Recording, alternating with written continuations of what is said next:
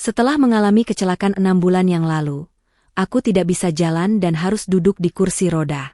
Suatu sore suamiku mengajakku jalan-jalan di taman dekat danau. Tapi aku kaget tak menyangka saat dia tiba-tiba mendorongku sambil berkata, "Tenggelamlah ke dasar danau, dan hartamu akan jadi milikku." Seketika badanku masuk ke dalam air, dan aku melihat suamiku pergi menjauh. Tapi tiba-tiba kakiku bisa bergerak, dan aku bisa berenang berusaha menyelamatkan diri. Sampai kulihat ada seseorang yang datang mengulurkan tangannya, berusaha menggapai badanku. Ternyata, sebelum ceritanya dimulai, silahkan tulis di kolom komentar dari daerah mana saja teman-teman yang menonton cerita ini. Jangan lupa like dan subscribe agar channel ini bisa semakin berkembang dan bisa mempersembahkan cerita yang lebih menarik lagi. Angin sore berhembus cukup kencang hari itu, menerpa wajah Alma yang pucat pasi. Ia duduk diam di atas kursi roda, membiarkan suaminya, Haris, mendorongnya menyusuri jalan setapak yang mulai sepi. Danau di hadapan mereka tampak tenang, memantulkan cahaya matahari yang mulai tenggelam di ufuk barat. Bagi Alma, ini adalah momen langka. Sejak kecelakaan 6 bulan lalu yang memvonisnya lumpuh total, ia jarang sekali keluar rumah. Dunianya menyempit hanya sebatas kamar tidur dan ruang tamu. Haris, suami yang selama ini ia anggap sebagai malaikat pelindung, adalah satu-satunya jembatan Alma dengan dunia luar. Alma membetulkan letak kain penutup kepalanya yang sedikit berantakan tertiup angin. Ia menatap punggung tangan Haris yang mencengkeram pegangan kursi roda. Dalam hati, Alma bersyukur luar biasa. Tuhan memang mengambil kemampuan kakinya untuk berjalan, tetapi Tuhan menggantinya dengan suami yang begitu setia. Haris tidak pernah mengeluh. Lelaki itu memandikannya, menyuapinya, dan memastikan segala kebutuhan Alma terpenuhi, bahkan ketika Alma merasa dirinya hanyalah beban yang menyusahkan. Alma teringat pesan mendiang ibu sebelum meninggal dunia 2 tahun lalu. Ibu selalu berkata agar Alma mencari lelaki yang takut pada Tuhan, dan Alma yakin ia telah menemukannya dalam diri Haris. Suara gesekan roda di atas kerikil menjadi satu-satunya suara yang dominan. Mereka semakin jauh berjalan meninggalkan area taman utama, menuju sisi danau yang lebih rimbun dan tertutup pepohonan besar. Alma mulai merasa sedikit ganjil. Biasanya Haris akan mengajak mengobrol, menceritakan hal-hal lucu yang terjadi di kantor, atau sekadar mengomentari orang-orang yang lewat. Namun sore ini, Haris membisu.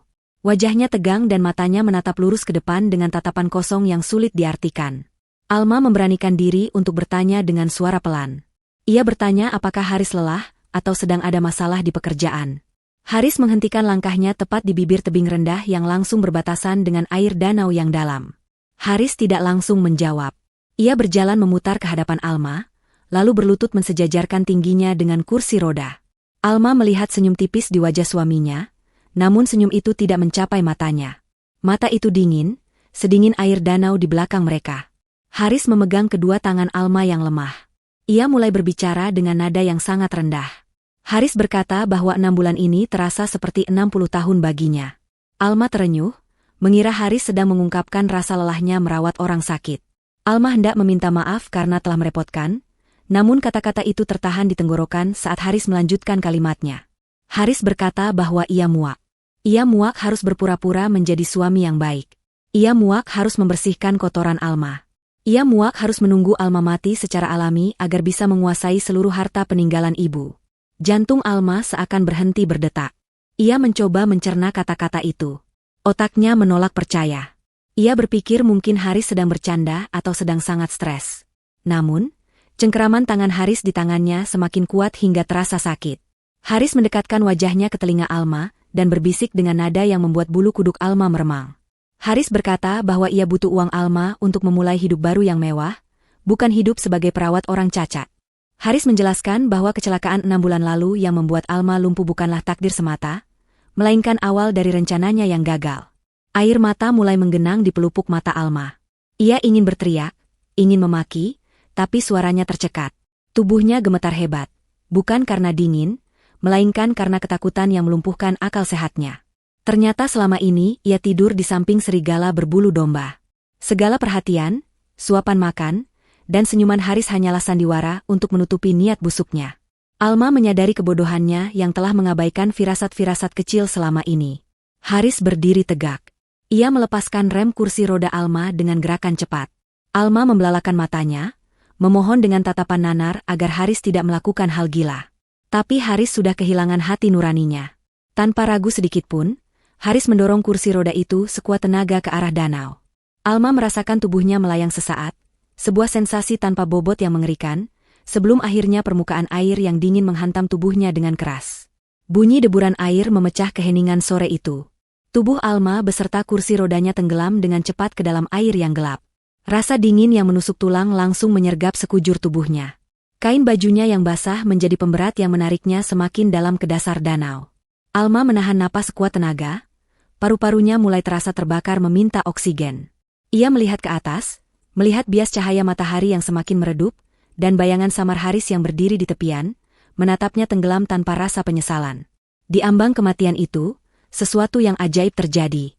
Suhu air danau yang sangat dingin memberikan efek kejut yang luar biasa pada sistem syaraf Alma. Adrenalin dalam tubuhnya meledak sebagai respons alami untuk bertahan hidup. Kaki kanannya yang selama 6 bulan ini mati rasa dan tidak bisa digerakkan sama sekali, tiba-tiba berkedut. Alma merasakannya. Ada aliran listrik yang menyengat dari ujung kaki hingga ke tulang punggungnya. Rasa sakit itu nyata, dan rasa sakit itu menandakan kehidupan. Insting bertahan hidup Alma mengambil alih. Ia tidak mau mati di sini. Ia tidak mau membiarkan Haris menang dan tertawa di atas kuburannya. Dengan sisa tenaga dan keyakinan yang entah datang dari mana, Alma mencoba menendang air. Kakinya bergerak. Meski kaku dan berat, kakinya bisa digerakkan. Ia melepaskan diri dari kursi roda yang terus tenggelam ke dasar lumpur. Alma menggerakkan tangannya, mengayuh air sekuat tenaga menuju permukaan. Rasa perih di dada semakin menjadi-jadi, kepalanya pening karena kekurangan oksigen, tapi bayangan wajah Haris yang tersenyum licik membakar semangatnya. Alma berhasil menyembul ke permukaan air. Ia menghirup udara rakus, terbatuk-batuk memuntahkan air yang sempat tertelan. Ia berada di balik rimbunan tanaman air, cukup tersembunyi dari pandangan orang di tepi danau. Tubuhnya menggigil hebat, giginya gemeretuk. Ia melihat sekeliling dengan pandangan kabur. Haris sudah tidak ada di tempat semula. Suaminya itu pasti mengira Alma sudah tenggelam ke dasar danau dan pergi untuk menyusun alibi. Tiba-tiba, sebuah perahu kayu kecil mendekat tanpa suara. Alma ketakutan, mengira itu Haris yang kembali untuk memastikan kematiannya. Ia mencoba berenang menjauh, tapi tenaganya sudah habis. Kesadarannya mulai menipis, pandangannya menggelap. Namun, sebuah tangan kekar terulur dari atas perahu. Tangan itu mencengkeram lengan Alma dengan kuat dan menariknya ke atas perahu dengan sekali hentakan. Alma terbaring lemas di dasar perahu yang lembab, napasnya tersengal-sengal. Sosok penolong itu adalah seorang pria parubaya dengan wajah tertutup masker dan topi. Tanpa banyak bicara, pria itu mengeluarkan sebuah alat suntik dari tas yang dibawanya. Alma ingin melawan, tapi ia terlalu lemah. Pria itu menyuntikkan cairan bening tepat di paha Alma. Rasa panas menjalar cepat di aliran darahnya, membuat jantungnya berdegup kencang seperti drum yang dipukul bertalu-talu. Pria itu membuka maskernya. Wajahnya keras, dihiasi rahang yang tegas dan tatapan mata yang tajam namun menyimpan kekhawatiran. Alma merasa pernah melihat wajah itu sebelumnya, di masa lalu yang samar. Pria itu mendekatkan wajahnya ke wajah Alma dan berbicara dengan tegas. Ia meminta Alma untuk menahan rasa sakit akibat suntikan itu. Ia menjelaskan bahwa cairan itu adalah epinefrin untuk memacu jantung dan syaraf. Pria itu berkata dengan suara berat bahwa Alma sebenarnya tidak pernah lumpuh. Otot-otot Alma hanya tertidur karena pengaruh obat bius yang diberikan secara berkala. Alma tertegun mendengar ucapan itu. Pikirannya yang kacau mencoba merangkai fakta. Tidak lumpuh? Obat bius? Jadi selama ini Haris bukan hanya merencanakan pembunuhan hari ini, tapi sudah menyiksanya perlahan selama berbulan-bulan? Pria itu menyelimuti tubuh Alma dengan selimut tebal dan mulai mendayung perahu menjauh ke sisi danau yang lain, masuk ke dalam lorong air yang tertutup pepohonan bakau. Alma menatap langit yang kini mulai gelap. Di tengah rasa sakit fisik dan kehancuran hatinya, satu tekad mulai tumbuh. Ia masih hidup. Dan selama ia masih bernapas, Haris tidak akan pernah tidur nyenyak. Alma terbangun di sebuah ruangan yang asing. Aroma obat-obatan yang tajam dan bau kayu tua langsung menyerbu indera penciumannya. Ia mengerjapkan mata, mencoba menyesuaikan penglihatan dengan cahaya lampu bohlam yang remang-remang di langit-langit. Ruangan itu tampak seperti klinik darurat yang dibangun di dalam sebuah gudang atau rumah tua. Dindingnya terbuat dari papan kayu yang kusam, namun peralatannya terlihat cukup lengkap dan modern, kontras dengan kondisi bangunannya. Rasa nyeri yang luar biasa menghantam sekujur tubuhnya saat ia mencoba bergerak. Otot-otot kakinya terasa seperti ditarik paksa dan ditusuk ribuan jarum. Alma meringis menahan sakit. Ia melihat ke arah kakinya yang tertutup selimut. Kaki itu ada di sana, masih utuh, namun terasa sangat berat. Ingatan tentang kejadian di danau kembali membanjiri pikirannya seperti air bah. Haris, dorongan itu, air yang dingin, dan pria misterius yang menolongnya. Pintu ruangan terbuka. Pria yang menolongnya di danau, masuk membawa nampan berisi makanan dan gelas air. Pria itu mengenakan pakaian kasual, tidak lagi memakai masker. Alma menatapnya lekat-lekat, berusaha menggali ingatannya. Lalu, seberkas memori muncul. Ia ingat wajah itu. Pria ini adalah dokter yang pertama kali menanganinya di unit gawat darurat, sesaat setelah kecelakaan mobil 6 bulan lalu. Dokter yang ramah dan cekatan. Sebelum akhirnya Alma dipindahkan perawatannya oleh Haris ke dokter lain dengan alasan mencari fasilitas yang lebih baik. Pria itu memperkenalkan diri sebagai Dr. Nando. Ia meletakkan nampan di meja kecil di samping tempat tidur dan menarik kursi untuk duduk. Dr. Nando menatap Alma dengan sorot mata yang penuh empati namun juga menyimpan kemarahan yang tertahan. Alma bertanya dengan suara parau, apa yang sebenarnya terjadi dan mengapa ia ada di sini. Dr. Nando menghela napas panjang sebelum memulai penjelasannya yang akan meruntuhkan seluruh keyakinan Alma selama ini. Dr. Nando menjelaskan bahwa 6 bulan lalu, saat Alma dibawa ke rumah sakit pasca kecelakaan mobil, ia melakukan pemeriksaan menyeluruh. Kecelakaan itu memang menyebabkan benturan, tetapi hasil pemindaian tulang belakang Alma menunjukkan tidak ada kerusakan permanen yang fatal. Seharusnya Alma hanya mengalami memar dan trauma otot yang bisa sembuh dalam beberapa minggu. Namun, kondisi Alma justru memburuk dengan cepat. Alma mengalami kelumpuhan yang tidak wajar. Curiga dengan kondisi tersebut, Dr. Nando diam-diam mengambil sampel darah Alma dan mengujinya di laboratorium independen. Hasilnya mengejutkan. Ia menemukan jejak tetrodotosin dalam darah Alma. Itu adalah racun syaraf yang sangat kuat, biasanya terdapat pada ikan buntal. Dosis yang diberikan sangat presisi, cukup kecil untuk tidak membunuh seketika, tapi cukup kuat untuk melumpuhkan sistem syaraf motorik dan membuat korban terlihat seperti mengalami kelumpuhan permanen. Alma menutup mulutnya dengan tangan, menahan isak tangis. Fakta ini terlalu mengerikan untuk diterima. Dr. Nando melanjutkan ceritanya. Saat itu, ia berniat melaporkan temuannya ke polisi dan memberitahu Alma. Namun, Haris ternyata selangkah lebih maju. Haris yang memiliki koneksi dan uang, mengetahui gerak-gerik Dr. Nando. Sebelum Dr. Nando sempat bertindak, Haris memfitnahnya.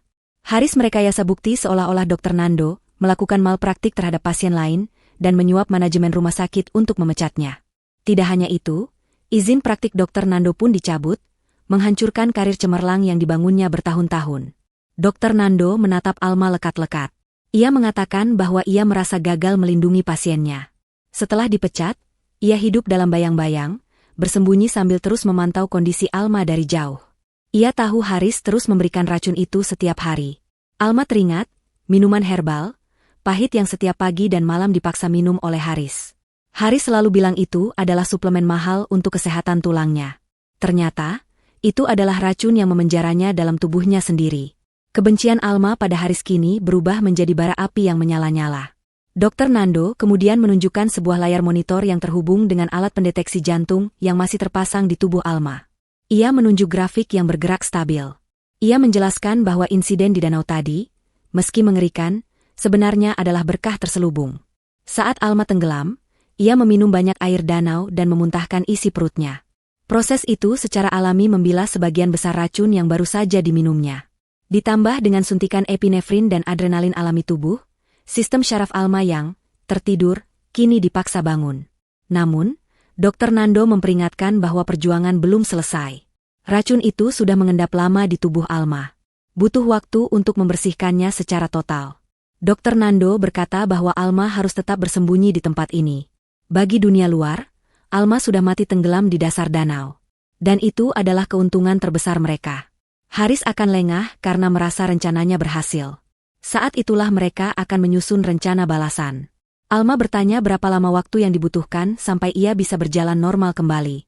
Dr. Nando menjawab dengan optimis bahwa dalam 14 hari, dengan terapi intensif yang menyakitkan dan detoksifikasi, kaki Alma akan kembali kuat untuk berdiri. Alma menatap kakinya sendiri. Ia mencoba menggerakkan jempol kakinya. Meskipun lemah, jempol itu bergerak. Gerakan kecil itu memberikan harapan yang sangat besar. Alma bersumpah dalam hati, ia akan sembuh. Ia akan kembali. Dan saat ia kembali nanti, ia tidak akan pulang sebagai korban, melainkan sebagai mimpi buruk bagi Haris. Dr. Nando bangkit dari duduknya dan mengambil sebuah map dari laci meja. Ia menyerahkan map itu kepada Alma. Di dalamnya terdapat foto-foto candid Haris sedang bertemu dengan seorang wanita di sebuah kafe. Wanita itu cantik, berambut panjang, dan terlihat sangat akrab dengan Haris. Alma mengenali wanita itu. Itu adalah Fanya, teman kuliah Haris dulu yang kini bekerja sebagai apoteker. Dr. Nando menjelaskan bahwa Fanya adalah orang yang meracik racun tersebut untuk Haris. Mereka berdua bersekongkol untuk menyingkirkan Alma demi harta warisan ibu. Melihat foto itu, hati Alma yang sudah hancur kini menjadi debu. Pengkhianatan ini bukan hanya dilakukan oleh suaminya, tapi juga melibatkan orang lain yang merencanakan kematiannya dengan dingin. Alma meremas foto itu hingga kusut. Air matanya kering sudah. Tidak ada lagi tempat untuk kesedihan. Ruang di hatinya kini hanya tersisa untuk satu tujuan, keadilan. Alma menatap Dr. Nando dan mengangguk mantap. Ia siap menanggung rasa sakit terapi fisik seberat apapun, asalkan ia bisa berdiri tegak kembali untuk menghancurkan mereka yang telah menghancurkan hidupnya. Suasana di tepi danau pagi itu sangat ramai, kontras dengan kesunyian mencekam saat senja kemarin. Garis polisi berwarna kuning hitam membentang panjang membatasi area kejadian. Puluhan petugas berseragam oranye dari tim pencarian dan penyelamatan tampak sibuk hilir mudik. Perahu karet bermesin menyisir permukaan air, sementara beberapa penyelam profesional bergantian masuk ke dalam kedalaman danau yang keruh. Di tengah hiruk-pikuk itu, Haris duduk di bangku taman dengan wajah tertunduk dalam. Ia memainkan peran sebagai suami yang hancur hatinya dengan sangat sempurna. Sesekali bahunya berguncang, dan ia mengusap matanya yang sembab dengan sapu tangan, memancing simpati dari para tetangga dan petugas yang melihatnya. Namun, di balik topeng kesedihan itu, pikiran Haris bekerja sangat cepat dan dingin. Ia mengamati setiap gerakan tim penyelamat dengan gelisah. Bukan karena ia berharap Alma ditemukan selamat, melainkan sebaliknya. Ia ingin jasad Alma segera ditemukan. Ia butuh bukti fisik kematian istrinya. Tanpa jasad, tidak akan ada pemakaman. Tanpa pemakaman, tidak akan ada surat kematian resmi yang diterbitkan oleh pihak berwenang. Haris tahu betul birokrasi hukum.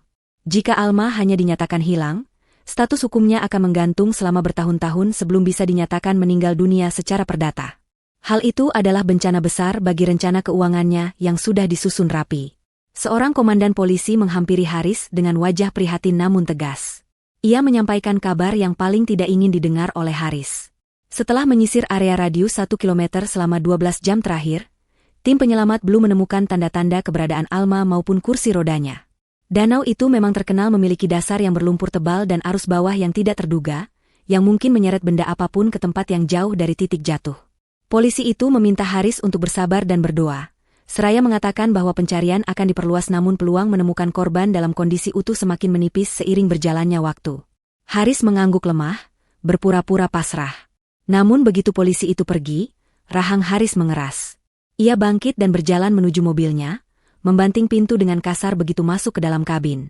Di ruang privat itu, ia memukul setir mobil dengan penuh amarah. Ia memaki-maki nasib buruknya. Ia butuh akses ke brankas Ibu Alma dan rekening deposito Alma sekarang, juga untuk menutupi kerugian investasi bodong yang ia lakukan diam-diam setahun terakhir. Jika Alma dinyatakan hilang, ia harus menunggu proses pengadilan yang memakan waktu lama untuk mendapatkan penetapan kematian, dan selama itu pula aset-aset Alma akan dibekukan oleh bank. Ia tidak punya waktu sebanyak itu. Sementara itu, di klinik persembunyian yang terletak di pinggiran kota yang sepi, Alma sedang menjalani neraka dunianya sendiri. Dr. Nando tidak berbohong tentang rasa sakit yang harus dilalui. Proses detoksifikasi dan pengaktifan kembali syaraf-syaraf yang telah lama tidur bukanlah proses yang lembut. Alma berbaring di atas matras terapi, keringat dingin membanjiri seluruh tubuhnya hingga membasahi pakaian. Ia menggigit handuk kecil untuk meredam teriakan kesakitannya saat Dr. Nando memberikan stimulasi listrik tegangan rendah pada otot-otot kakinya. Rasanya seperti ada ribuan semut api yang menggigit tulang keringnya dari dalam, panas dan menyengat. Dr. Nando bekerja dengan efisien dan tanpa ampun. Ia tahu rasa kasihan hanya akan memperlambat kesembuhan Alma. Ia memaksa Alma untuk mencoba menggerakkan pergelangan kakinya melawan beban. Alma mengerang, air mata mengalir deras dari sudut matanya. Ia merasa tidak sanggup lagi. Rasanya lebih mudah untuk menyerah dan tetap lumpuh daripada harus menanggung siksaan ini. Namun, setiap kali rasa ingin menyerah itu muncul, bayangan wajah Haris yang tersenyum licik saat mendorongnya ke danau kembali muncul. Kemarahan itu menjadi bahan bakar yang jauh lebih kuat daripada rasa sakit fisiknya. Alma memejamkan mata, memusatkan seluruh sisa tenaganya ke ujung kaki, dan perlahan, telapak kakinya bergerak mendorong beban tersebut. Di sela-sela istirahat terapi, Dr. Nando menyuguhkan minuman elektrolit untuk Alma. Ia duduk di samping Alma, mengamati perkembangan pasiennya dengan puas. Dr. Nando berkata bahwa kemajuan Alma sangat pesat, jauh lebih cepat dari perkiraan medis. Tekad Alma yang kuat mempercepat proses regenerasi koneksi syarafnya. Alma mengatur napasnya yang masih memburu. Ia bertanya kepada Dr. Nando tentang rencana selanjutnya. Ia tahu sembuh saja tidak cukup. Haris harus membayar lunas apa yang telah ia lakukan. Dr. Nando tersenyum tipis, lalu mengeluarkan sebuah kantong plastik berisi potongan kain yang familiar. Itu adalah potongan jilbab Alma yang robek saat ia diselamatkan ke perahu. Dr. Nando memaparkan rencana pertamanya. Ia ingin mengguncang psikologis Haris.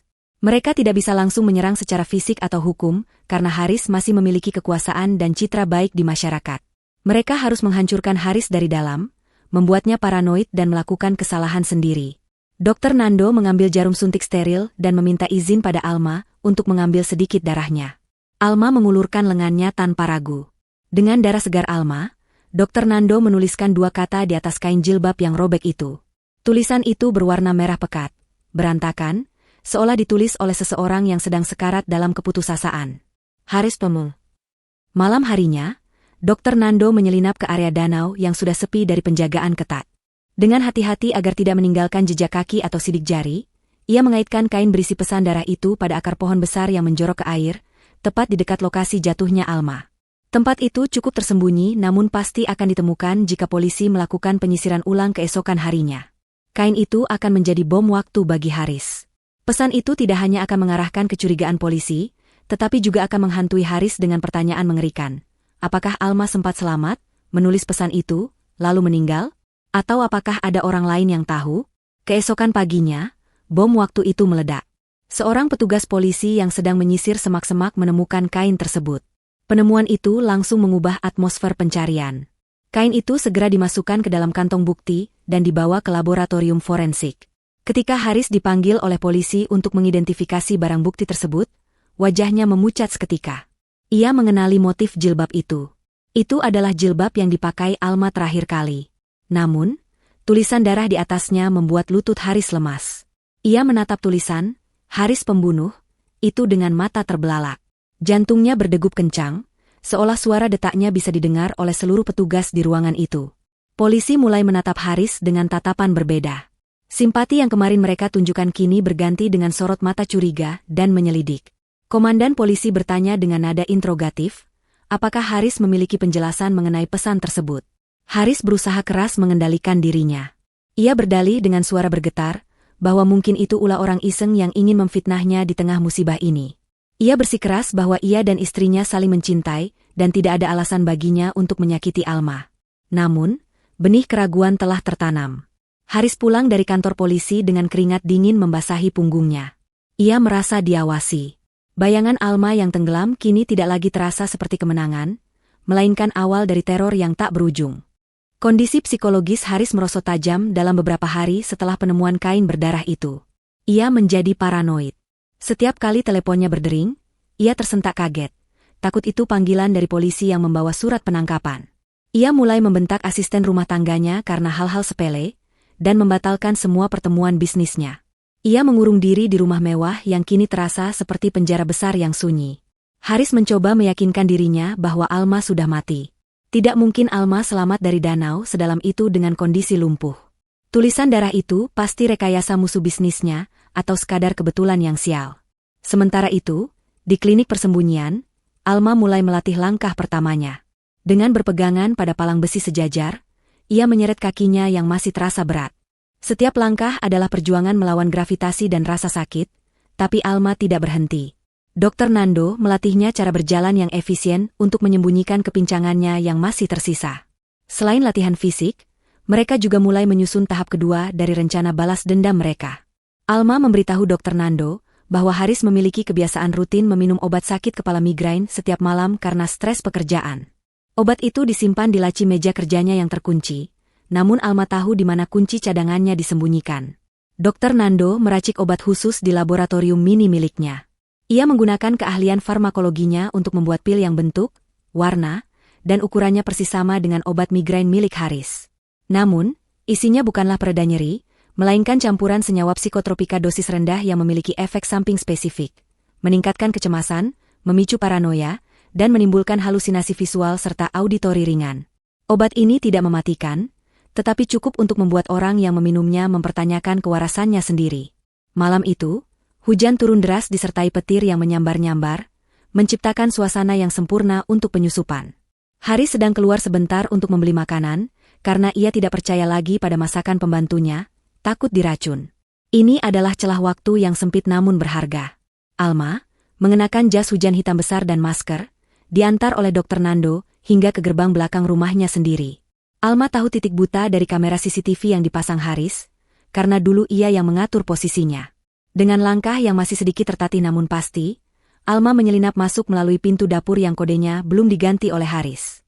Jantung Alma berdegup kencang saat ia kembali menginjakan kaki di rumah yang dulu ia anggap surga, namun ternyata neraka. Ia bergerak cepat menuju ruang kerja Haris. Tangannya sedikit gemetar saat membuka laci meja dan menemukan botol obat Haris. Dengan gerakan cepat, ia menukar isi botol itu dengan pil racikan Dr. Nando. Sebelum pergi, Alma melakukan satu hal lagi. Ia mengambil kursi roda cadangan yang tersimpan di gudang, lalu meletakkannya tepat di tengah lorong gelap yang menghadap ke kamar tidur utama. Kursi roda itu dibiarkan kosong, menghadap ke pintu kamar, seolah sedang menunggu penghuninya keluar. Alma berhasil keluar dari rumah tepat sebelum mobil Haris memasuki garasi. Dari kejauhan, di dalam mobil Dr. Nando yang terparkir di balik bayang-bayang pohon, Alma melihat lampu rumah menyala. Permainan baru saja dimulai. Haris masuk rumah dengan perasaan gelisah yang tak kunjung hilang. Kepalanya berdenyut nyeri akibat stres diperiksa polisi berulang kali. Ia langsung menuju ruang kerjanya, mengambil botol obat, dan menelan 2 butir pil sekaligus dengan segelas air, berharap bisa tidur nyenyak malam ini dan melupakan semua masalahnya. 1 jam kemudian, efek obat itu mulai bekerja. Haris yang sedang mencoba tidur mulai merasa gelisah. Suara hujan di luar terdengar, seperti bisikan-bisikan orang yang memanggil namanya. Ia membolak-balikan badan, keringat dingin mulai bercucuran. Tiba-tiba, ia mendengar suara decitan roda yang sangat khas. C, C, C. Suara kursi roda yang didorong perlahan di lantai kayu. Mata Haris terbuka lebar. Napasnya tercekat. Ia yakin ia sendirian di rumah, karena pembantunya tidur di paviliun belakang yang terpisah. Haris memberanikan diri untuk bangun. Tangannya gemetar saat memegang gagang pintu kamar. Ia membuka pintu perlahan. Kilatan petir menyambar, menerangi lorong rumah yang gelap gulita untuk sesaat. Dalam kilatan cahaya itu, Haris melihatnya. Sebuah kursi roda kosong berdiri diam di ujung lorong, menghadap tepat ke arahnya. Haris terlonjak mundur, jatuh terduduk di lantai. Jantungnya serasa mau copot. Ia mengucek matanya, berharap itu hanya ilusi optik. Namun saat ia menyalakan lampu lorong, kursi roda itu benar-benar ada di sana. Nyata. Haris berteriak histeris, memanggil satpam penjaga depan. Satpam berlari masuk dengan wajah panik. Haris menunjuk-nunjuk kursi roda itu sambil berteriak bertanya siapa yang menaruhnya di sana. Satpam itu bingung. Ia bersumpah tidak ada orang yang masuk dan semua pintu terkunci rapat. Haris merasa dunia berputar. Ia yakin tadi ia mendengar suara bisikan Alma. Bayangan-bayangan hitam seolah bergerak di sudut matanya, tapi menghilang saat ia menoleh. Rasa takut yang purba merayapi tulang punggungnya. Apakah arwah Alma datang menuntut balas? Ataukah ia mulai gila? Keesokan harinya, kondisi Haris makin memburuk. Tangannya tremor hebat hingga ia kesulitan memegang sendok. Matanya cekung dengan lingkaran hitam yang pekat karena tidak berani tidur. Ia merasa terus diawasi oleh sosok tak kasat mata. Karena tidak tahan lagi, Haris memutuskan untuk pergi ke dokter spesialis syaraf terkenal di kota itu, berharap mendapatkan obat penenang yang lebih kuat. Ia tidak menyadari bahwa dokter yang ia tuju adalah rekan sejawat Dr. Nando yang sudah diberitahu tentang gejala unik ini. Di ruang periksa, dokter melakukan pemeriksaan fisik standar. Ia menyinari mata Haris dengan senter kecil dan meminta Haris meluruskan tangannya. Dokter itu mengerutkan kening, lalu menatap Haris dengan tatapan tajam dan penuh selidik. Dokter itu berkata dengan nada serius bahwa gejala yang dialami Haris sangat spesifik. Pupil mata yang mengecil ekstrim, tremor pada tangan, dan kecemasan berlebih yang disertai halusinasi adalah tanda-tanda keracunan neurotoksin ringan. Dokter itu bertanya dengan nada curiga, apakah Haris bekerja dengan bahan kimia berbahaya atau tidak sengaja menelan racun hama? Pertanyaan itu menghantam Haris seperti palu godam. Racun hama? Neurotoksin? Kata-kata itu memicu ingatan Haris tentang racun yang ia berikan pada Alma selama berbulan-bulan. Gejalanya persis sama dengan apa yang mulai dialami Alma di awal masa sakitnya. Haris terdiam kaku, wajahnya pucat pasi. Pikiran irasional mulai menguasainya. Mungkinkah Alma benar-benar menjadi hantu dan meracuninya balik dari alam kubur? Atau lebih mengerikan lagi, mungkinkah Fanya mengkhianatinya dan meracuninya diam-diam agar bisa menguasai harta itu sendirian? Ketidakpercayaan mulai tumbuh di hati Haris. Rasa curiga menggerogoti logikanya. Ia keluar dari klinik dengan perasaan yang jauh lebih kacau daripada saat ia datang. Ia tidak bisa mempercayai siapapun lagi. Makanan di rumah mungkin beracun. Obat-obatannya mungkin sudah ditukar. Di dalam mobilnya, Haris menatap tangannya yang gemetar tak terkendali.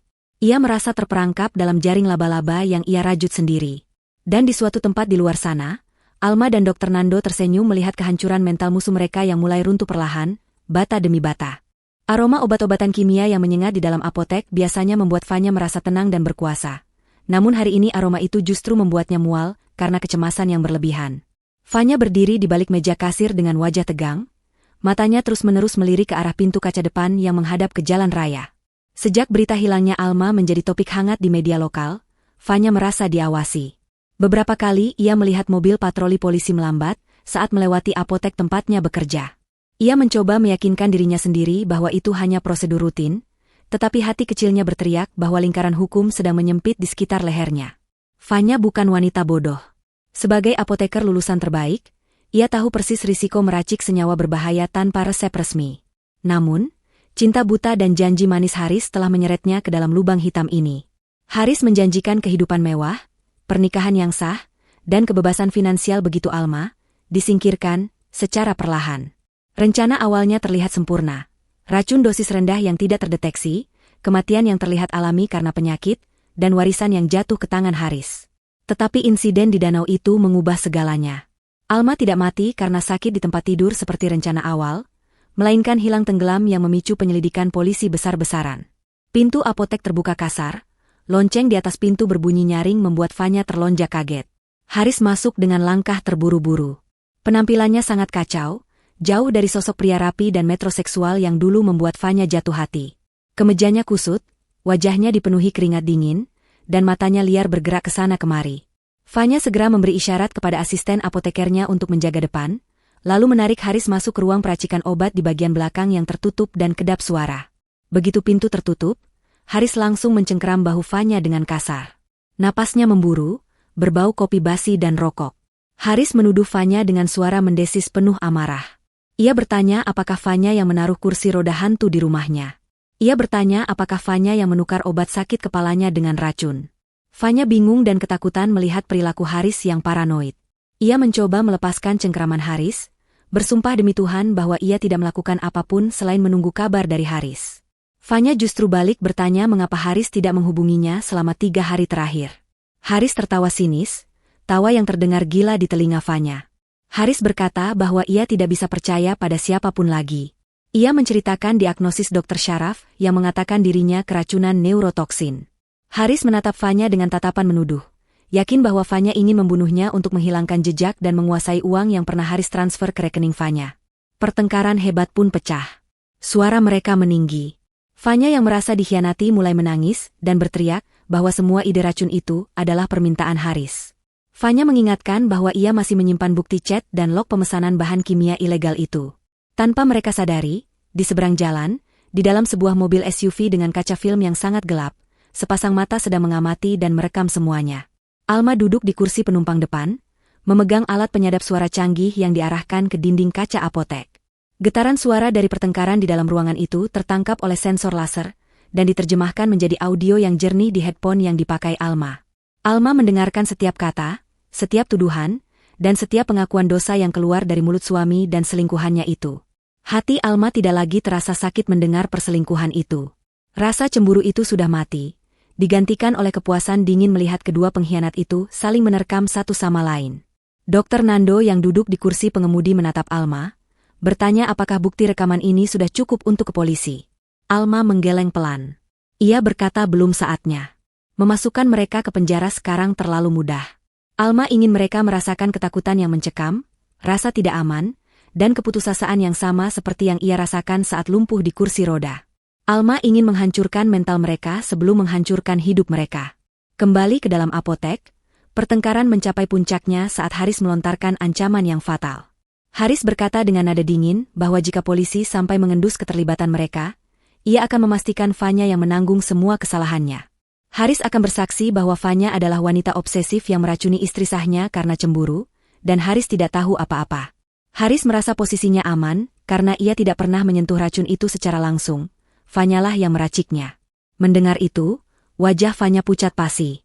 Cinta yang ia agung-agungkan hancur berkeping-keping menjadi kebencian.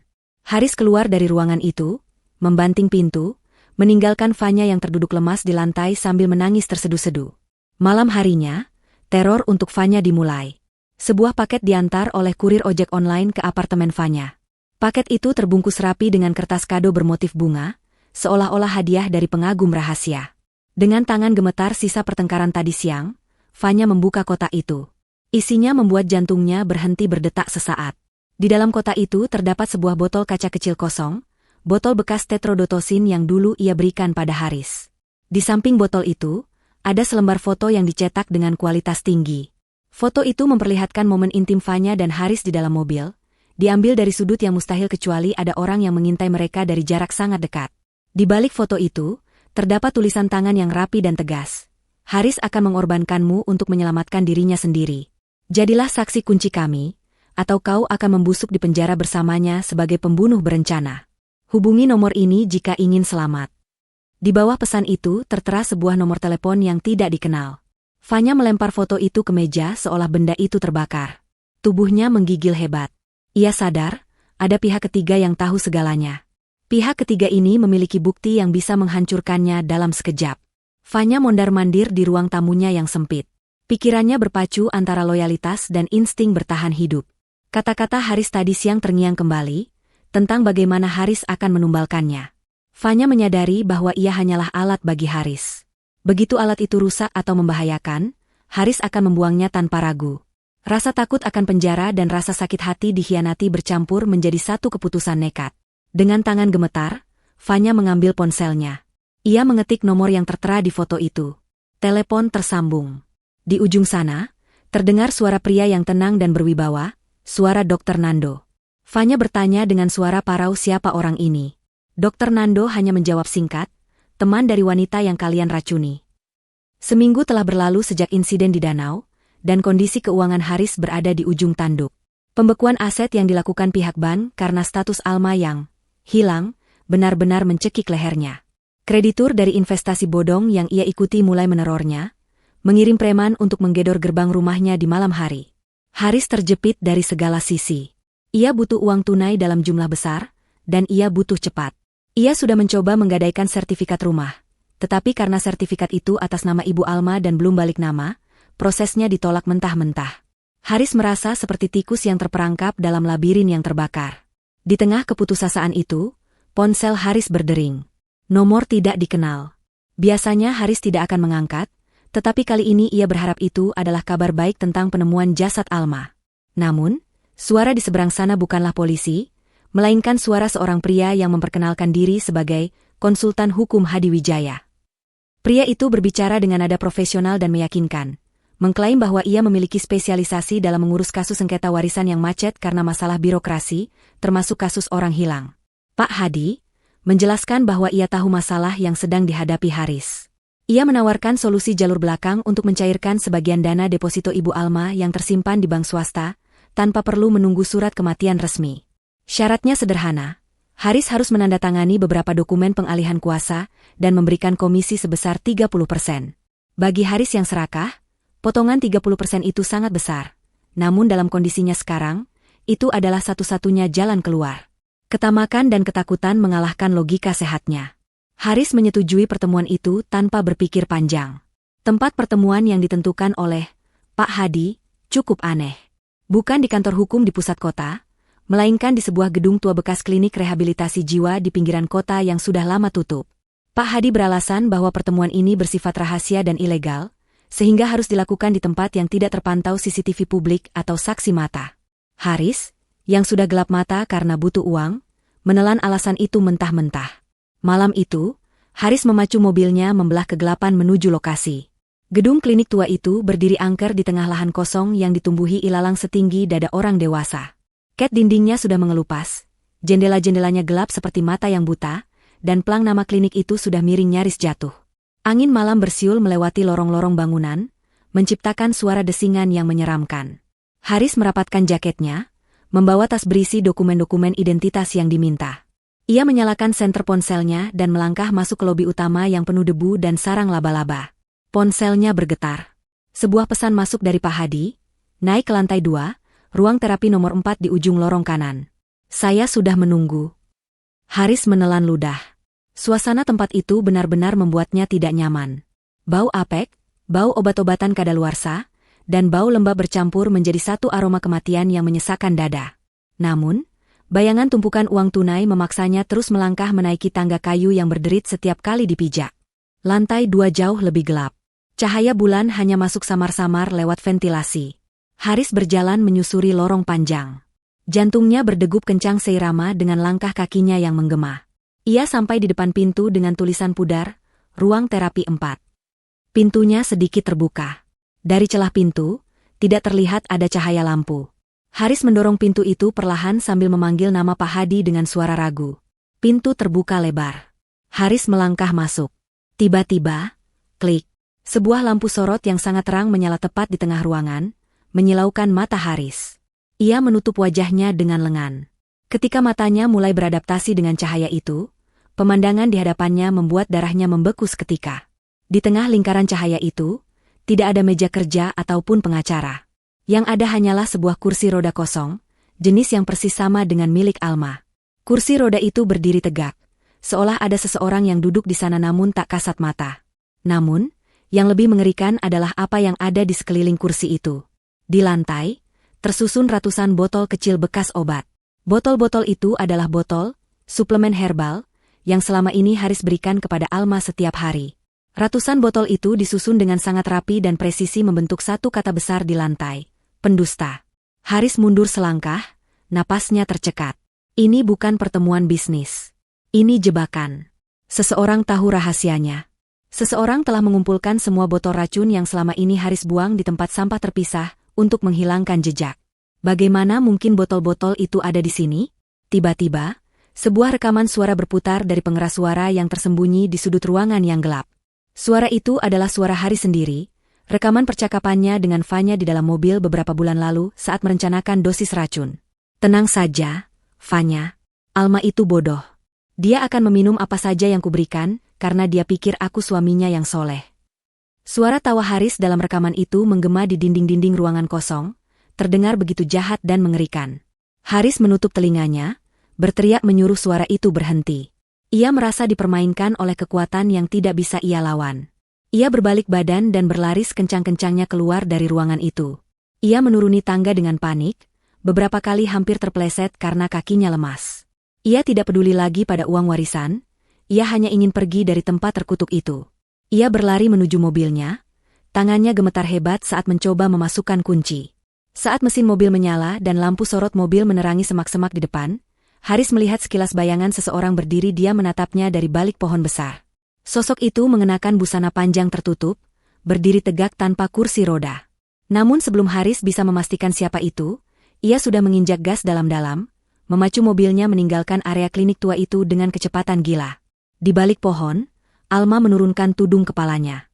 Ia berdiri tegak, kedua kakinya menapak kuat di tanah, meskipun masih terasa sedikit nyeri. Di sampingnya, Dr. Nando mematikan remote kontrol lampu sorot dan audio. Alma menatap debu yang ditinggalkan mobil suaminya dengan tatapan dingin. Ia tidak merasa puas hanya dengan menakut-nakuti. Ini baru permulaan. Jebakan malam ini bukan hanya untuk meneror mental Haris, tetapi juga untuk mengonfirmasi bahwa Haris memang berniat mencairkan warisan secara ilegal.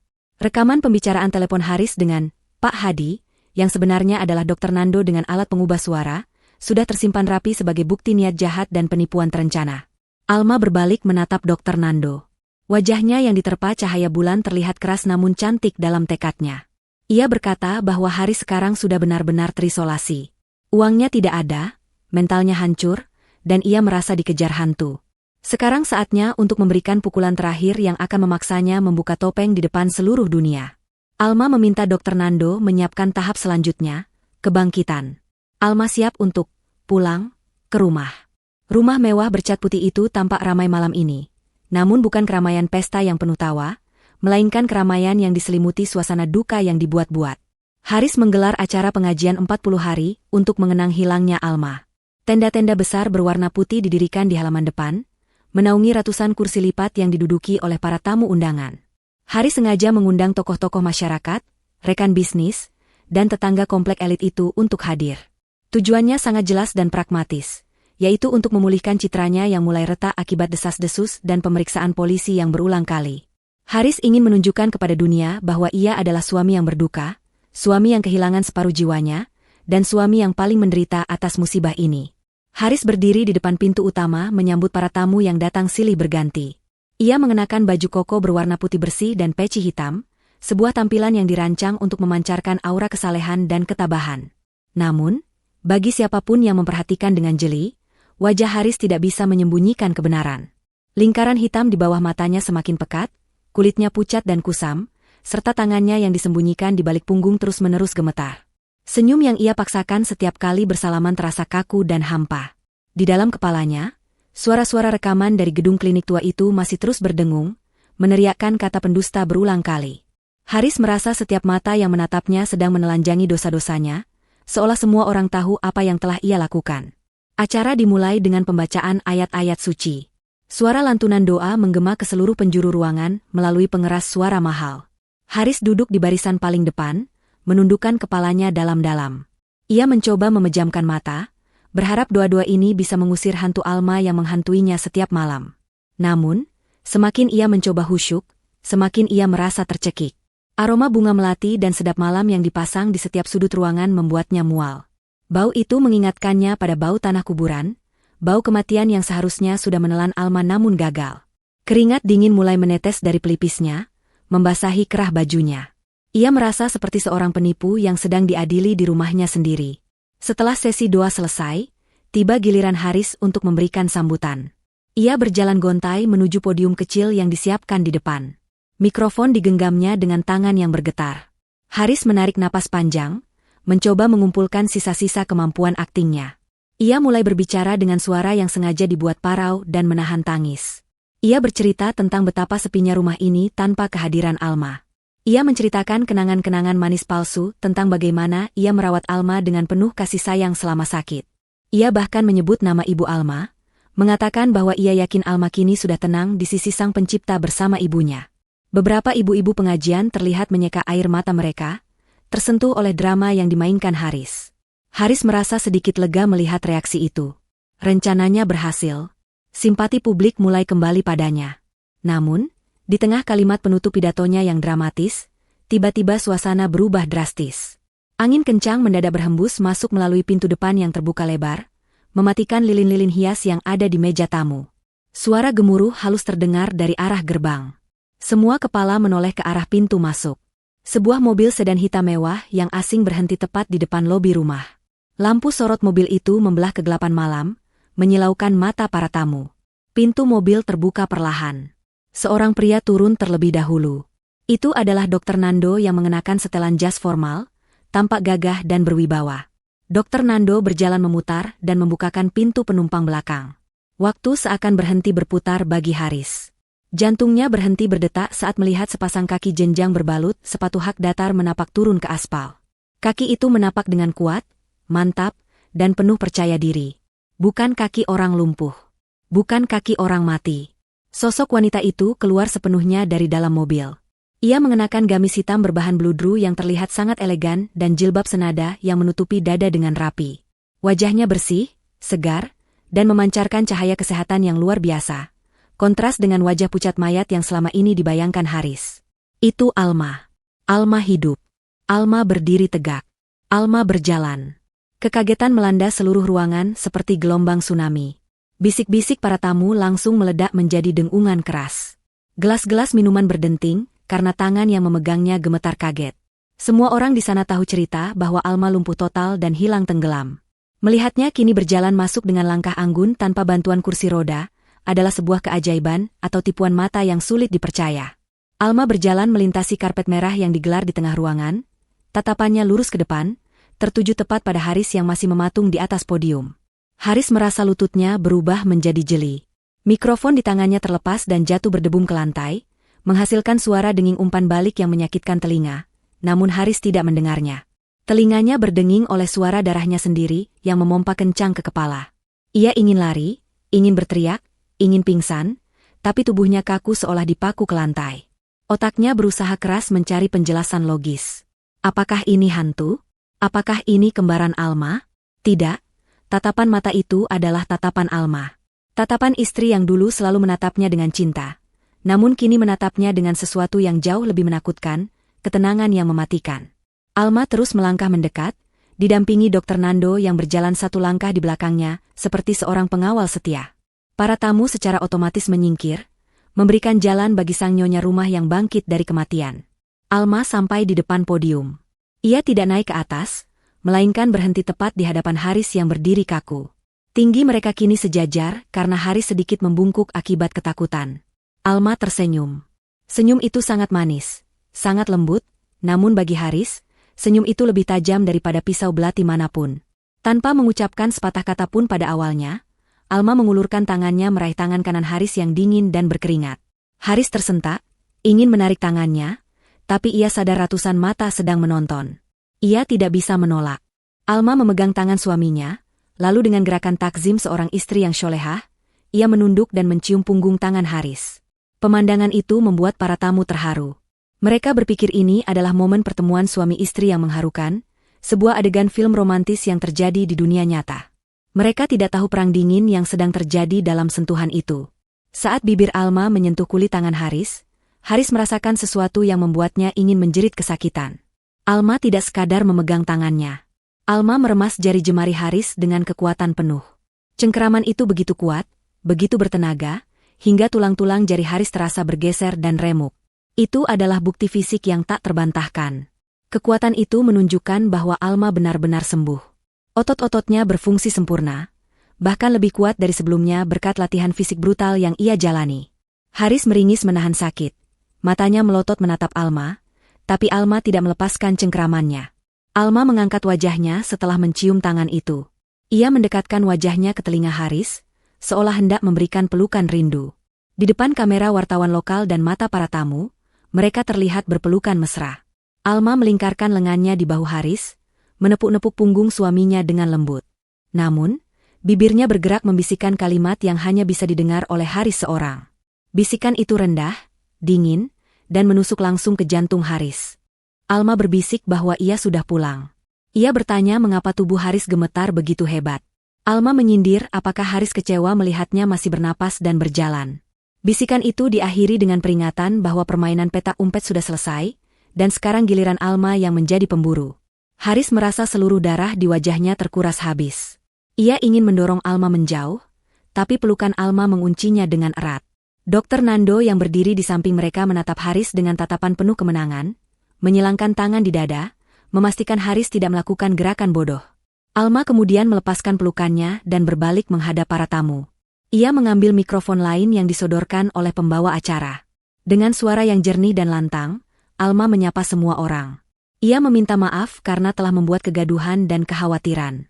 Alma mengarang cerita dengan sangat lancar bahwa insiden di danau itu sebenarnya adalah momen di mana ia diselamatkan oleh seorang dokter spesialis dari luar negeri yang kebetulan lewat. Ia mengaku dibawa ke fasilitas medis rahasia untuk menjalani terapi eksperimental yang ternyata berhasil menyembuhkan kelumpuhannya dalam waktu singkat.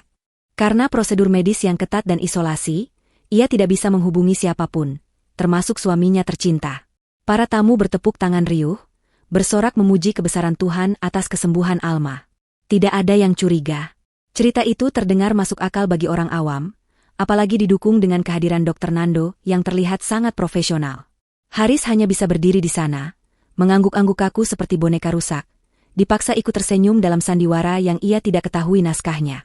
Ia sadar, ia baru saja dijebak dalam perangkap yang paling memalukan. Alma tidak melaporkannya ke polisi saat itu juga. Alma memilih untuk mempermalukannya secara perlahan, mengikatnya kembali dalam pernikahan ini, dan menyiksanya di dalam rumahnya sendiri.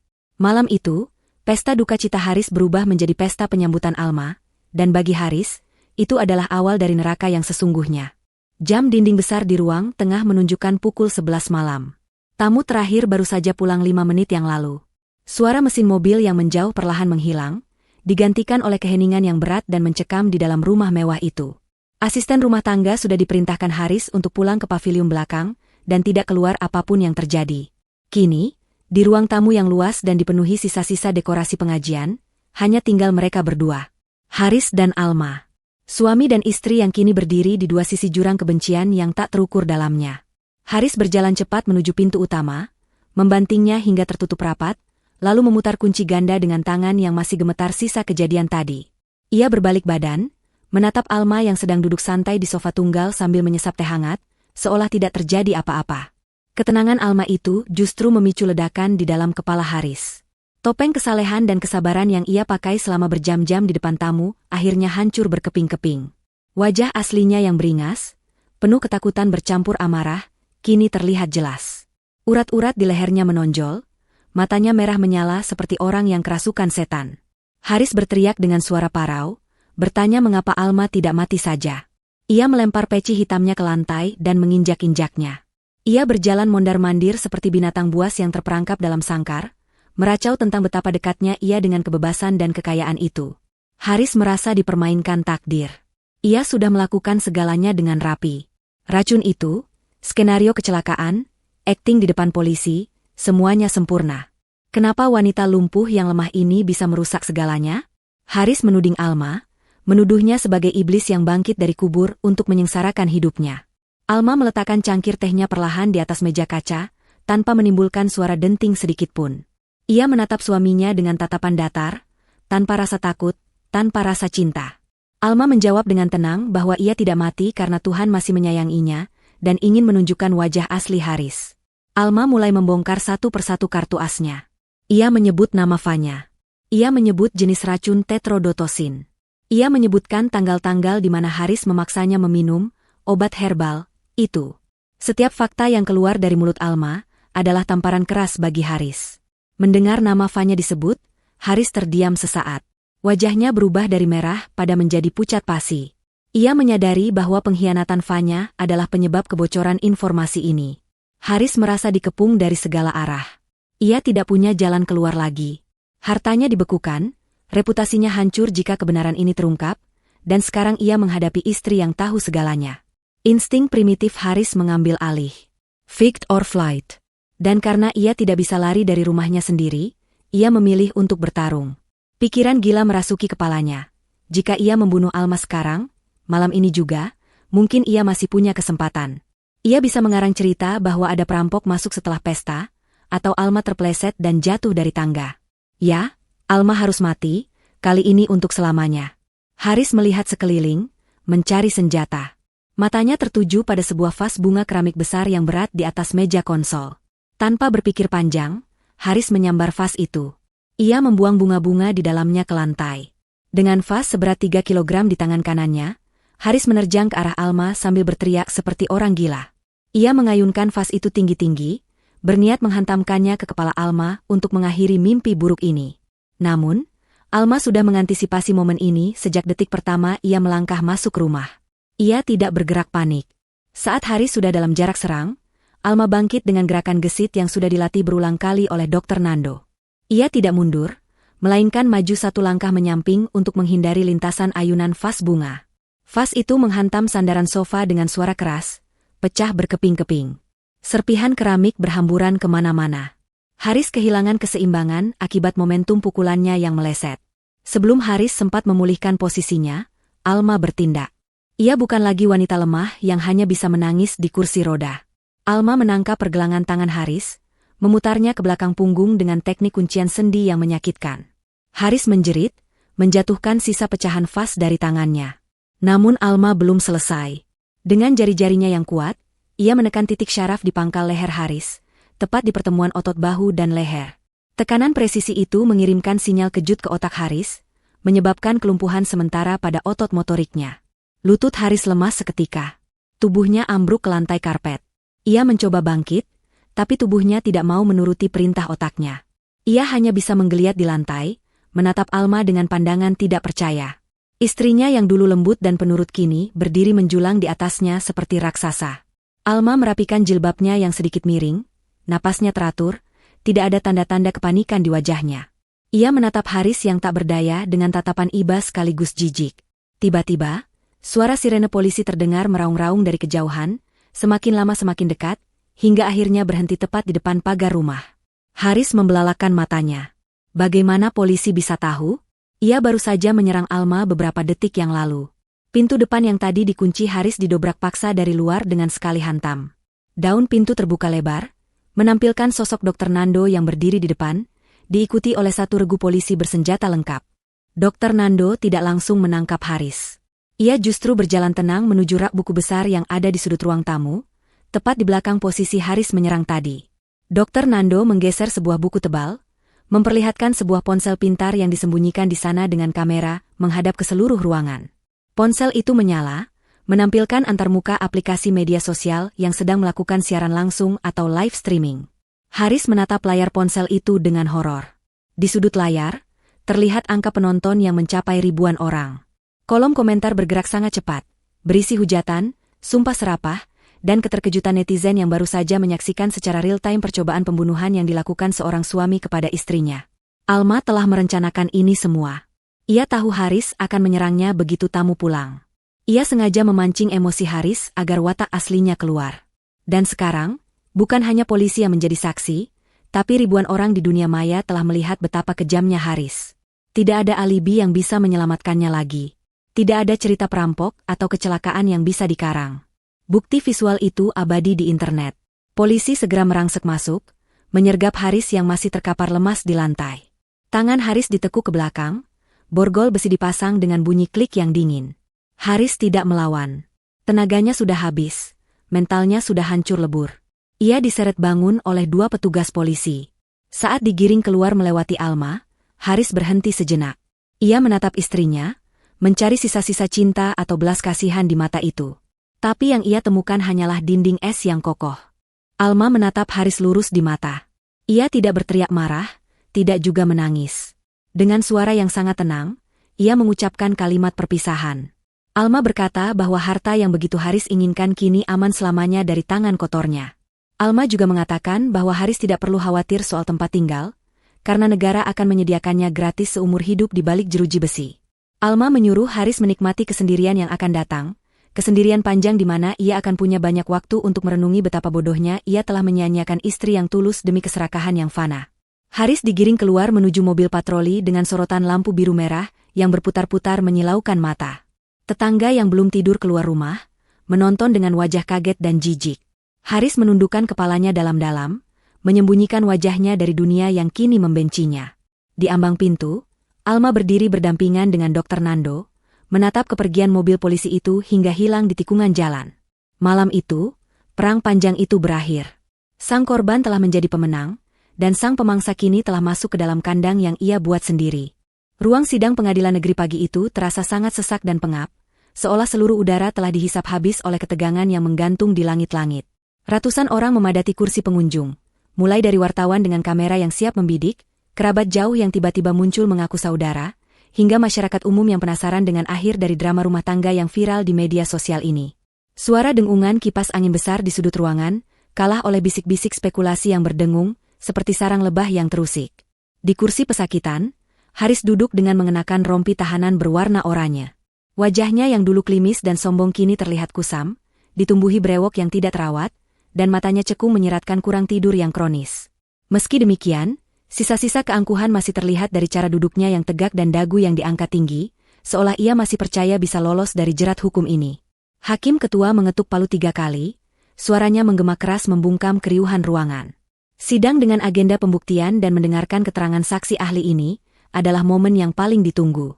Pengacara Haris, seorang pria parubaya dengan setelan jas mahal yang dibayar dari sisa-sisa tabungan terakhir Haris, mencoba membangun narasi pembelaan yang agresif. Ia berargumen bahwa kliennya adalah korban manipulasi. Ia menuduh Alma memiliki gangguan kejiwaan pasca kecelakaan yang membuatnya merekayasa skenario penculikan dan percobaan pembunuhan demi mendapatkan sensasi publik. Pengacara itu bahkan berani menuduh bahwa video siaran langsung penyerangan malam itu adalah adegan yang diprovokasi oleh Alma agar Haris terlihat bersalah. Alma yang duduk di kursi saksi korban menatap sandiwara pembelaan itu dengan tenang. Ia tidak terpancing emosi. Ia tahu kebenaran ada di pihaknya, dan kebenaran itu memiliki bentuk yang solid, yaitu sains. Jaksa penuntut umum kemudian memanggil saksi ahli pertamanya. Pintu ruang sidang terbuka, dan Dr. Nando melangkah masuk. Ia berjalan tegap menuju mimbar saksi, membawa sebuah koper besi berisi dokumen medis. Ia disumpah di bawah kitab suci, lalu mulai memberikan kesaksian yang akan meruntuhkan seluruh argumen pembelaan Haris. Dr. Nando membuka presentasinya dengan menampilkan grafik medis di layar proyektor besar. Grafik itu menunjukkan hasil analisis darah Alma yang diambil secara berkala selama 6 bulan terakhir.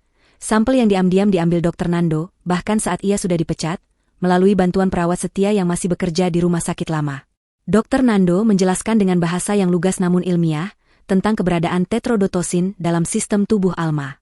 Ia menjelaskan bahwa zat ini bukanlah sesuatu yang bisa didapatkan di apotek biasa, apalagi dikonsumsi secara tidak sengaja. Ini adalah racun syaraf poten yang bekerja memblokir saluran natrium di sel syaraf, menyebabkan kelumpuhan otot motorik tanpa memengaruhi kesadaran korbannya. Ruang sidang hening, terpukau oleh penjelasan mengerikan itu. Dr. Nando menggambarkan betapa menderitanya Alma. Istrinya itu sadar sepenuhnya, bisa mendengar, bisa merasakan sakit, tapi tidak bisa menggerakkan tubuhnya untuk berteriak minta tolong. Itu adalah penjara biologis yang diciptakan secara sengaja. Dr. Nando juga mematahkan argumen pengacara Haris yang mengatakan Alma pura-pura sakit. Ia menunjukkan bukti MRI tulang belakang Alma yang bersih, tanpa cedera permanen. Satu-satunya alasan Alma tidak bisa berjalan adalah karena asupan racun yang diberikan setiap hari dalam dosis yang sangat presisi, dosis yang cukup untuk melumpuhkan tapi tidak membunuh. Sebuah metode penyiksaan yang membutuhkan pengetahuan medis mendalam. Pengacara Haris mencoba menyerang kredibilitas Dr. Nando dengan mengungkit kasus pemecatannya karena dugaan malpraktik. Namun, Dr. Nando sudah siap. Ia mengeluarkan bukti balasan berupa rekaman CCTV rumah sakit yang sempat dihapus namun berhasil dipulihkan oleh tim forensik digital. Rekaman itu memperlihatkan pertemuan rahasia antara Haris dan direktur rumah sakit sehari sebelum pemecatan Dr. Nando, serta bukti transfer uang dalam jumlah besar dari rekening Haris ke rekening pribadi sang direktur. Bukti ini tidak hanya membersihkan nama Dr. Nando, tetapi juga membuktikan adanya konspirasi jahat yang sistematis untuk menutupi kondisi Alma yang sebenarnya. Pukulan telak bagi Haris belum berhenti di situ.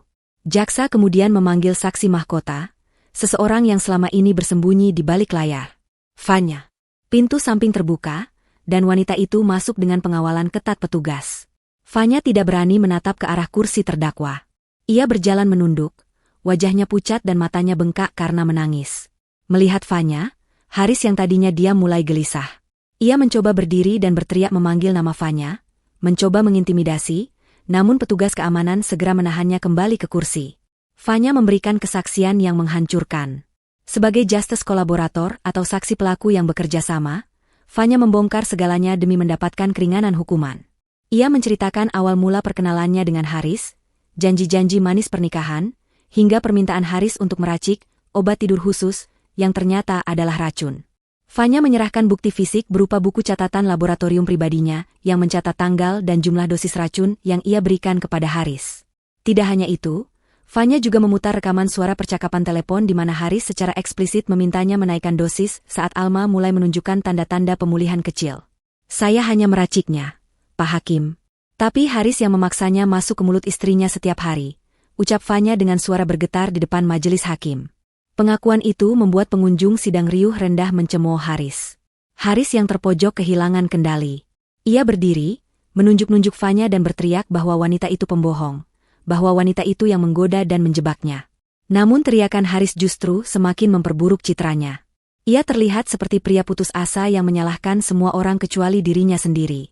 Topeng, suami soleh, yang selama ini ia pakai telah hancur lebur menjadi debu. Puncak dari persidangan itu adalah pembacaan wasiat asli Ibu Alma yang selama ini disembunyikan oleh notaris keluarga yang jujur. Wasiat itu menyatakan dengan tegas bahwa jika Alma meninggal dunia tanpa keturunan atau dalam kondisi yang tidak wajar, maka seluruh aset kekayaan tidak akan jatuh ke tangan suami, melainkan akan disumbangkan ke yayasan sosial. Haris ternganga mendengar itu. Ia baru sadar bahwa seluruh rencana pembunuhannya, seluruh kejahatannya selama ini, adalah sia-sia belaka. Bahkan jika ia berhasil membunuh Alma, ia tidak akan mendapatkan sepeser pun. Keserakahannya telah membutakan matanya dari fakta hukum yang sederhana itu. Setelah melalui proses persidangan yang panjang dan melelahkan, hari pembacaan vonis pun tiba. Hakim ketua, dengan wajah tegas dan tanpa keraguan, membacakan putusannya. Haris dinyatakan terbukti secara sah dan meyakinkan melakukan tindak pidana percobaan pembunuhan berencana, penipuan, penggelapan aset, dan kekerasan dalam rumah tangga. Hakim menekankan bahwa tidak ada hal yang meringankan bagi terdakwa, karena kejahatannya dilakukan dengan sangat keji, terencana, dan terhadap istrinya sendiri yang sedang sakit. Menjatuhkan hukuman kepada terdakwa Haris dengan pidana penjara seumur hidup, suara palu hakim yang diketuk keras menjadi penanda akhir dari kebebasan Haris. Ruang sidang meledak dengan tepuk tangan dan sorak-sorai pengunjung yang puas dengan keadilan yang ditegakkan. Haris lemas, tubuhnya merosot di kursi. Dunianya gelap. Ia tidak akan pernah melihat matahari bebas lagi. Ia akan menua dan mati di dalam kotak beton. Sebelum petugas membawa Haris keluar, Alma meminta izin untuk mendekat. Dengan langkah tenang, Alma menghampiri Haris yang sudah diborgol. Ia menatap pria yang pernah ia cintai itu dengan tatapan yang sulit diartikan, bukan kebencian, melainkan rasa kasihan yang mendalam. Alma mendekatkan wajahnya, sementara Haris menatapnya dengan mata penuh air mata penyesalan yang terlambat. Kau selalu terobsesi dengan rumah mewah dan hidup gratis tanpa bekerja, kan, Mas? Bisik Alma pelan. Sekarang Tuhan mengabulkannya. Kau mendapatkan tempat tinggal gratis seumur hidup, makanan gratis, dan kau tidak perlu bekerja keras lagi. Nikmatilah, pensiun, dinimu di penjara. Hartaku dan harta ibu akan kumanfaatkan untuk menolong orang-orang yang pernah kau sakiti. Selamat tinggal, Haris. Alma berbalik badan dan berjalan keluar ruang sidang tanpa menoleh lagi. Di belakangnya, Haris merau memanggil namanya. Namun suara itu tenggelam di antara suara blitz kamera dan langkah kaki petugas yang menyeretnya menuju mobil tahanan. Keadilan telah ditegakkan, bukan dengan pedang, melainkan dengan fakta dan kesabaran. 6 bulan telah berlalu sejak vonis hakim dijatuhkan. Musim telah berganti, dan kehidupan Alma telah berubah sepenuhnya. Ia bukan lagi wanita rapuh yang duduk di kursi roda. Pagi ini, Alma berdiri di tengah sebuah aula besar yang cerah dan bersih. Pita bunga melati terbentang di hadapannya. Dengan senyum rekah, ia menggunting pita itu, meresmikan pembukaan Klinik Syaraf dan Rehabilitasi Harapan Ibu. Klinik ini adalah wujud janjinya untuk menggunakan harta warisan ibunya bagi kemanusiaan. Klinik ini didedikasikan untuk membantu pasien-pasien kurang mampu yang mengalami gangguan syaraf dan korban malpraktik. Di sampingnya, Dr. Nando berdiri dengan jas putih kebanggaannya. Nama baiknya telah pulih sepenuhnya. Izin praktiknya kembali, dan kini ia menjabat sebagai direktur medis di klinik tersebut. Mereka berdua bertukar pandang dan tersenyum. Tidak ada romansa yang berlebihan, hanya rasa hormat dan persahabatan yang ditempa dalam api perjuangan yang sama. Alma merasa hidupnya kini penuh makna. Ia sibuk mengurus yayasan, mengunjungi panti asuhan, dan memastikan tidak ada wanita lain yang mengalami nasib seperti dirinya. Ia telah menutup buku masa lalunya dengan damai. Namun, di belahan kota yang lain, di sebuah tempat yang jauh dari cahaya matahari dan kehangatan, kehidupan Haris adalah kebalikan dari kedamaian. Penjara bukanlah tempat yang ramah bagi mantan orang kaya yang sombong seperti Haris. Ia ditempatkan di blok umum yang penuh sesak. Setiap hari adalah siksaan. Makanan yang hambar dan seringkali basi, air mandi yang dingin dan kotor, serta lantai beton yang keras menjadi teman tidurnya. Yang lebih parah adalah perlakuan dari narapidana lain. Kejahatan Haris yang mencoba membunuh istri sendiri dianggap hina, bahkan oleh penjahat sekalipun. Ia sering menjadi sasaran bully, diperas, dan dipukuli jika tidak menyerahkan jatah makanannya. Stres fisik dan mental yang ekstrim menggerogoti kesehatan Haris dengan cepat. Ia yang dulu selalu menjaga penampilan kini kurus kering, rambutnya memutih dan rontok, wajahnya tua sebelum waktunya. Tekanan darahnya melonjak tinggi tak terkendali karena kemarahan dan ketakutan yang ia pendam setiap detik. Ia sering sakit kepala hebat, tapi petugas medis penjara hanya memberinya obat pereda nyeri murah yang tidak banyak membantu. Haris hidup dalam penyesalan yang membakar, terus-menerus memutar ulang memori masa lalunya, berandai-andai jika saja ia tidak serakah, mungkin ia masih tidur di kasur empuk rumah mewahnya.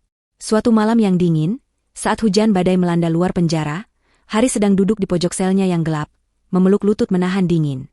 Tiba-tiba, rasa sakit yang luar biasa meledak di belakang kepalanya. Rasanya seperti ada petir yang menyambar batang otaknya. Pandangannya berputar hebat, telinganya berdenging kencang. Ia mencoba berteriak memanggil sipir, tapi lidahnya terasa keluh dan berat. Tubuhnya kaku. Ia mencoba menggerakkan tangannya untuk meraih jeruji besi, tapi tangannya tidak merespons. Perlahan tapi pasti, kegelapan menelan kesadarannya, dan ia ambruk ke lantai yang dingin tanpa ada yang tahu hingga pagi menjelang. Ketika Haris sadar kembali, ia tidak lagi berada di selnya, melainkan di bangsal rumah sakit penjara. Ia bisa melihat cahaya lampu neon di langit-langit. Ia bisa mendengar suara dengungan alat medis dan percakapan perawat. Tapi ada yang salah. Sangat salah. Ia mencoba menolehkan kepalanya, tapi tidak bisa. Ia mencoba mengangkat tangannya, tapi tangannya diam tak bergerak. Ia mencoba bicara, berteriak, bertanya apa yang terjadi, tapi tidak ada suara yang keluar dari tenggorokannya. Hanya bola matanya yang bisa bergerak liar ke kiri dan ke kanan. Dokter penjara datang memeriksa, didampingi oleh seorang spesialis syaraf dari luar. Haris mendengar vonis mengerikan itu. Ia mengalami stroke batang otak masif. Pendarahan itu telah merusak jalur komunikasi antara otak dan tubuhnya, namun membiarkan bagian otak yang mengatur kesadaran tetap utuh. Kondisi ini disebut locked-in syndrome. Haris sadar sepenuhnya. Ia bisa berpikir, ia bisa merasa, ia bisa mendengar, dan ia bisa melihat. Tapi ia lumpuh total. Ia terkunci di dalam tubuhnya sendiri, seperti mayat hidup yang terperangkap dalam peti mati daging. Ia tidak bisa bergerak, tidak bisa bicara, bahkan untuk menelan ludah pun ia tidak mampu. Beberapa hari kemudian, pintu bangsal terbuka. Suara langkah kaki yang familiar mendekat. Haris melirik dengan matanya. Itu Alma. Mantan istrinya datang berkunjung setelah mendapat kabar dari pihak lapas. Alma tampak cantik dan bersahaja dengan gamis berwarna pastel. Ia masuk ruangan itu, aroma parfum lembut yang dulu sangat Haris sukai kini memenuhi udara apek rumah sakit. Alma tidak datang untuk mengejek. Ia datang untuk melihat akhir dari segalanya. Alma menarik kursi dan duduk di samping tempat tidur Haris. Ia menatap sosok mantan suaminya yang kini terbaring kaku dengan selang-selang infus dan alat bantu napas. Ironi takdir ini begitu nyata. Dulu Haris memalsukan kelumpuhan Alma dengan racun. Kini, Tuhan memberikan kelumpuhan yang sesungguhnya kepada Haris tanpa racun, melainkan lewat penyakit yang dipicu oleh kejahatannya sendiri. "Assalamualaikum, Mas," sapa Alma lembut. Haris ingin menjawab, ingin memohon ampun, ingin menangis, tapi ia tidak bisa melakukan apapun selain mengedipkan matanya. Air mata menetes dari sudut mata Haris, satu-satunya respon tubuh yang masih bisa ia kendalikan. Alma mengambil tisu dan mengusap air mata itu dengan lembut. "Aku sudah mendengar diagnosa dokter. Kau sadar di dalam sana, kan? Kau bisa mendengarku. Ini adalah takdir yang kau tulis sendiri, Mas. Dulu kau memaksaku diam di kursi roda agar kau bisa bebas. Sekarang, kau dipaksa diam di tempat tidur ini, sementara aku bebas." Alma menghela napas panjang, melepaskan beban terakhir di hatinya. "Aku tidak membencimu lagi. Kebencian hanya akan meracuni hidupku, sama seperti kau meracuni tubuhku dulu. Aku sudah memaafkanmu, tapi hukum alam dan hukum Tuhan tetap berjalan.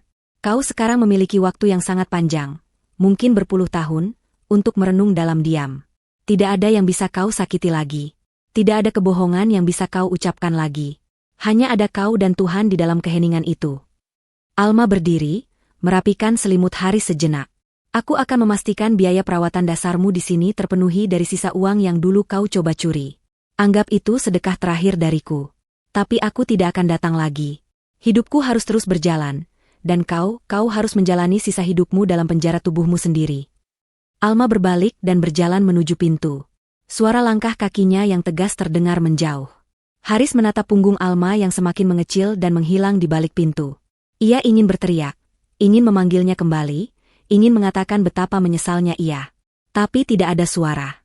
Hanya keheningan abadi yang menemaninya. Lampu bangsal dimatikan oleh perawat, menyisakan keremangan. Haris sendirian, benar-benar sendirian. Di dalam kepalanya yang masih berfungsi sempurna, ia berteriak sekencang-kencangnya, teriakan tanpa suara yang akan menggema selamanya di dalam penjara tubuhnya.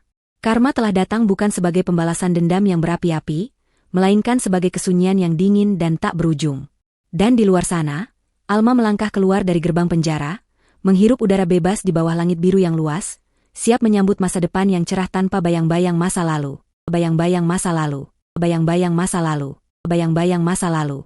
Bayang-bayang masa lalu. Bayang-bayang masa lalu. Bayang-bayang masa lalu. Bayang-bayang masa lalu. Bayang-bayang masa lalu.